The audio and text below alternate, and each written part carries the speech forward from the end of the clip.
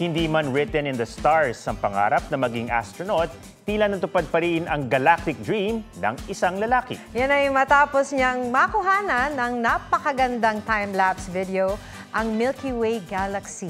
Pusuan na yan sa report ni Ian Cruz. Hindi ka magsasawang tumingala kung ang langit ganyang kaganda.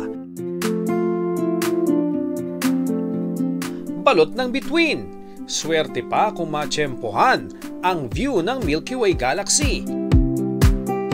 Kahit first time gawa ng time-lapse video, na perfect ito ni Carl Plar na mula sa Mabini, Batangas. 1 oras hanggang 4 na oras ang kailangan mong i-google para makuhaan yung Milky Way. Kahit beginner cameras lang, pwede na raw makunan ang kalawakan. Hanap ka ng madilim na lugar. Kung the pinakamadilim, the best. Kasi the more light pollution it is, the lesser na makikita mo yung Milky Way.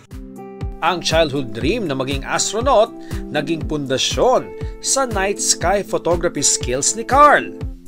Sabi ko, oras na siguro para i-fulfill ko yung dream ko kahit sa gantong paraan lamang.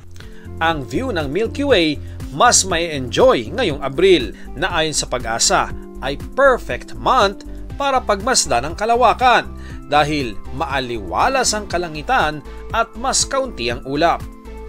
May ilang meteor showers din na aabangan gaya ng Lyrids meteor shower na magpipik sa April 22.